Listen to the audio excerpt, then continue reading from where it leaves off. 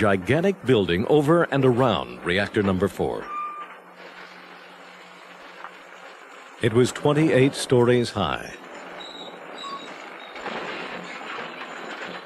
with a new roof, new walls on 4 sides, and a new concrete foundation.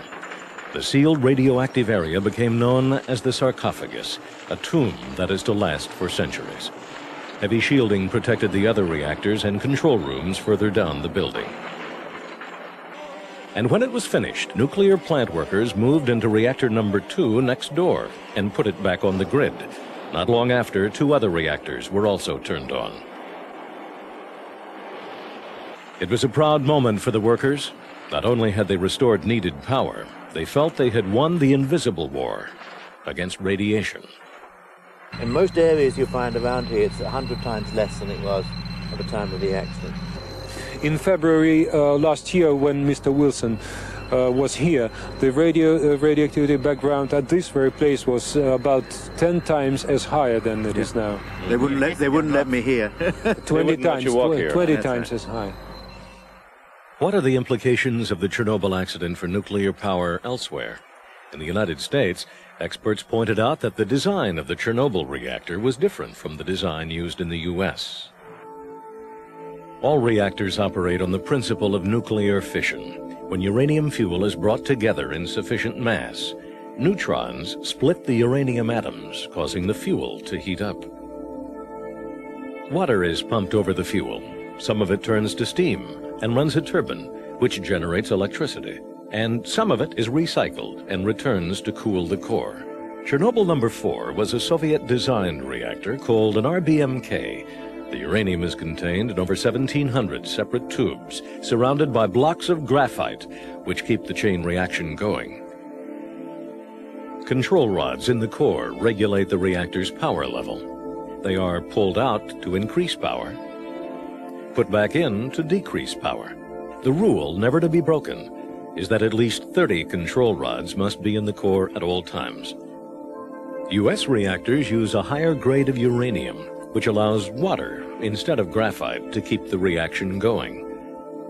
This difference is crucial, because if water is lost or boiled away, the nuclear reaction slows down by itself. In the RBMK, the opposite is true. When water boils away, the chain reaction speeds up, because the graphite is still there. As more water is lost, the reactor heats up even more. Suddenly, the reactor is out of control, in an escalating spiral. Nothing can be controlled if the power doubles in a fraction of a second. That just is impossible. So the reactor was very badly designed. We never had such a reactor. We never would have permitted such a reactor.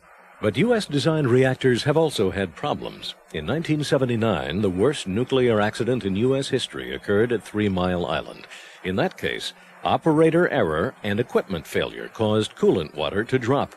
The chain reaction slowed, but the core was so hot that eventually it threatened to burn through the reactor in what is known as a meltdown.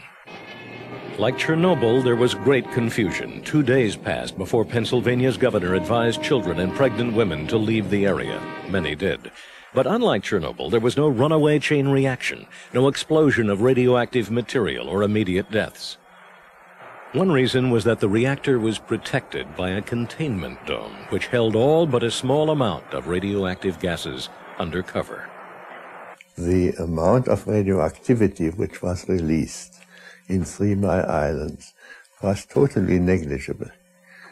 But from Chernobyl, 1,000,000 times more radioactivity was released. At Chernobyl, there was no full Western-style containment dome, only a building that housed the 4 reactors and administrative offices. The Western reactor experts told the Soviet designers for years and years, you have to have a containment building. Oh, the Russians said, we don't need that, our reactors are safe. One thing 3 Mile Island did have in common with Chernobyl is the element of human error, and that's why some people warn of future accidents. Well, we've already had all of the ingredients of a disaster. We've had drug use in plants. We've had control room operators asleep at the switch. We've had people tying open vital valves with rope. If you look at the federal government studies from the Nuclear Regulatory Commission, there's basically an unlimited possibility for ways in which a major accident can occur. That there are fools who can overcome any foolproof system. That's been shown, and therefore I hope the next generation of reactors will be yet more inherently safe. The danger to me is coming not from the technological even side, from psychological, from the human nature, the operator mistake. At the far end of the long building, we found the office of the plant director, Mikhail Yumanits. This was the command post during the nuclear emergency, but the mood of desperation has changed considerably. I would like to bring you a present, and here are 3 pictures of your power plant taken from our satellites at the time, about the time of your accident. Я хочу сделать вам подарок. Это фотографии вашей станции, сделанные со спутника. And the color is the temperature.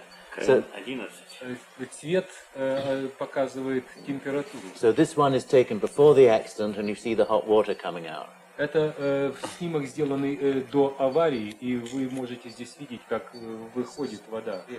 Thank you very much. Another thing, we thought that I thought after your hard work at getting the reactor operating, you'll need a vacation, and you need something to wear on a vacation. So I thought I'd bring you something from America, which is, and here you can see what it says. Которую вы делали, я подумал, что вам пригодится этот мой подарок. Посмотрите, что там написано. Написано nuclear energy safer than sex. Ядерная энергетика более безопасна, чем секс. The director can enjoy his laugh because the emergency is clearly over, but far from forgotten. I think that Chernobyl will remain in memory of people, just like a place where a very good and important experience had been, but at a very high price. We asked Director Yumanits if he would take us to a control room similar to one where the accident took place. After putting on some protective clothing, we walked down a corridor which links all 3 working reactors. It's identical to the control room of Reactor 4, a reactor which had one of the best safety records in the Soviet Union at the time of the accident. The Soviet explanation of what happened begins at 1 a.m., the morning of April 25th. Unit 4 is scheduled to be shut down for maintenance. The operators have planned to run a special test to see how long the turbines will continue to run the emergency cooling systems if power is interrupted by an accident. According to plan, the staff begins to drop the power from its normal 3,200 megawatts to get ready for the test. Over the next 24 hours, they will deliberately switch off all the emergency systems which would interfere with the test.